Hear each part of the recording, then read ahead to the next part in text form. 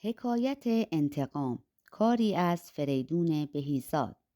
سالها قبل از انقلاب 1357 ایران و در دوران جوانی ما بیشتر مدارس دخترانه و پسرانه به صورت مختلط بود. دوستی داشتم به نام اکبر که بسیار خجالتی و کمرو، با موهای آشفته، پریشان و لباسهایی مندرس و کهنه. معمولاً بچه‌ها به خصوص دختر خانم‌ها سر به سرش می‌گذاشتند. مداد، خودکار و سایر لوازمش و گاهی حتی انشا، مشق‌ها و تکالیفش را بر می داشتند و به جای تکالیف خود جا می زدند. یکی از این شیطنت‌ها توسط دختر خانمی به نام زری که بسیار شیطان بود و علاقه زیادی به اذیت و آزار اکبر داشت صورت می گرفت و مدام او را تحقیر و کنف می کرد. اکبر معمولاً با سایرین مشکل داشت، بیشتر از همه با همکلاسی‌های خود. بالاخره دوران تحصیلی دبیرستان گذشت تا آزمون و کنکور دانشگاه آغاز شد. اکبر بسیار باهوش بود.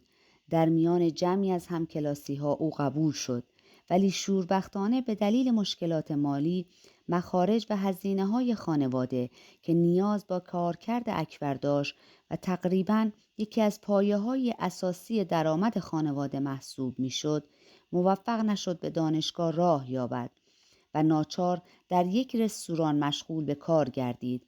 در آن رستوران یک پسر جوان به نام ناصر مشغول به کار بود که کمک زیادی به بالا بردن سطح اعتماد به نفس اکبر کرد.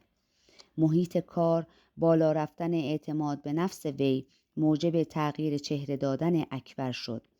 دیگر از موهای ژولیده و به هم ریخته خبری نبود.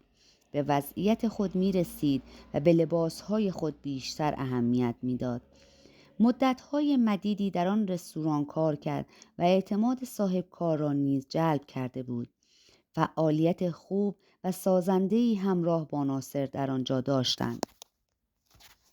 تا اینکه صاحب رستوران فوت کرد و چون فامیل و وارثی نداشت، اداره کامل رستوران به دست اکبر و ناصر افتاد. با هوش و خلاقیت خود کم کم رستوران را به مکانی درجه یک و بزرگ تبدیل کرد. کاروبار و اعتبار رستوران بالا رفت. یک روز اکبر متوجه یکی از مشتریان رستوران می شود. دختری که او را در زمان تحصیل بیشتر از همه اذیت می کرد و سر به سرش می گذاشت و جلوی دیگران تحقیرش می کرد. فوری او را شناخت، به یکی از گارسون‌ها گفت سریع یک موش مرده پیدا کن و زمانی که آن خانم برای شستن دست و صورتش به سرویس بهداشتی می رود داخل کیفش قرار بده. خودش هم برای ثبت سفارش غذا سر میز وی رفت. دختر خانم همان زری دوران تحصیل بود. برای پرداخت وجه غذای خود دست به کیف خود کرد و با لمس موش شدیداً وحشت کرد. مرتب بالا و پایین و این طرف و آن طرف می‌دوید و موجب خنده اطرافیان شده بود تا اینکه گارسون‌ها او را آرام کردند و مجدد پشت میز خود نشاندند.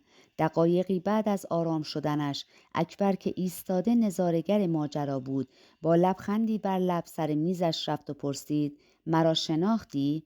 دخترک با نیم نگاهی کنجکاوانه پاسخ منفی داد. اکبر گفت: من کسی هستم که سالها مرا اذیت می کردی. بالاخره آن روز گذشت. دختر هم یادش نیامد. شاید زیاد نمیخواست به روی خود بیاورد. به قول معروف خودش را به کوچه علی چپ زد. چند روز بعد پدر دختر بدون آنکه اکبر را بشناسد به رستوران رفت و به صورت ویژه سفارش غذا برای 5 مهمان ویژه در منزلش را داد و پس از ثبت سفارش و تاریخ میهمانی خداحافظی کرد.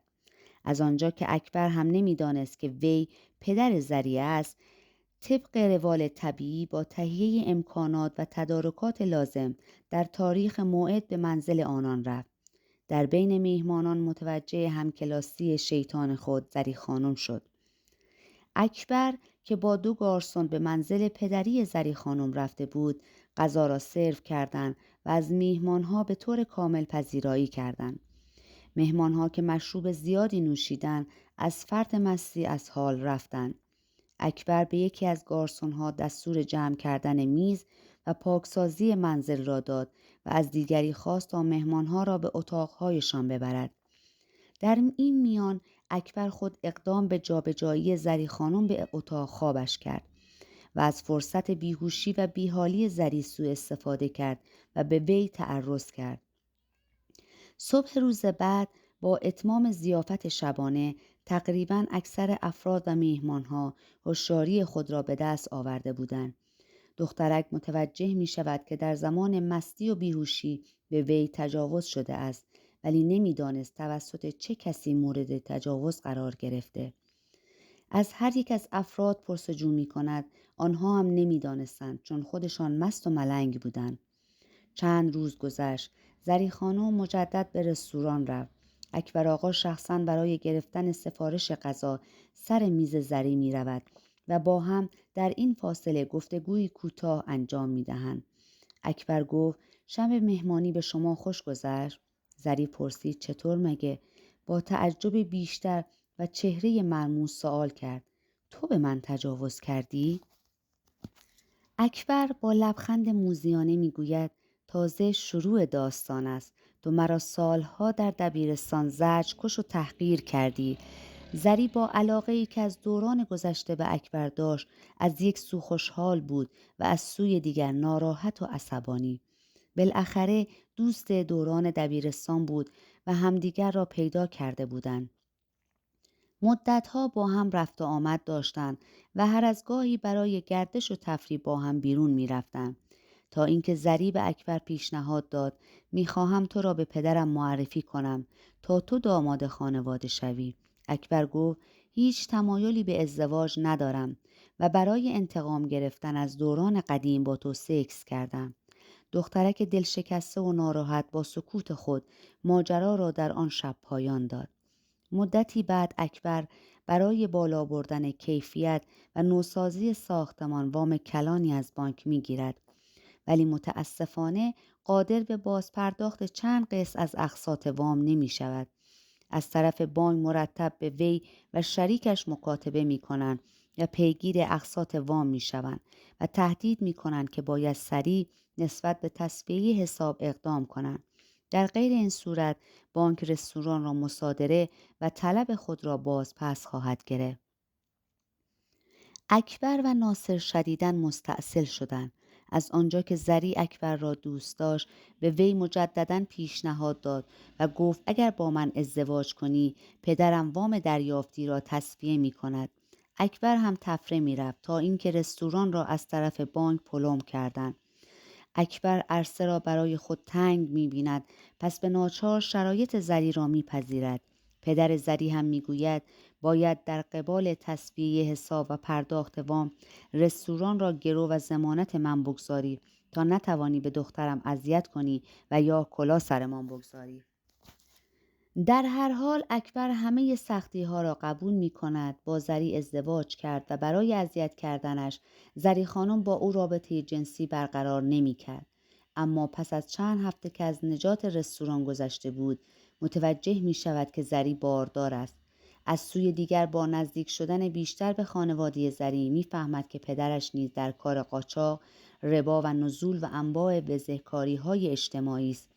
معمولاً هم محل ملاقات‌هایش را در رستوران اکبر و ناصر انجام می‌دهد و کلاً رستوران را پاتوق خلافکاران کرده بود.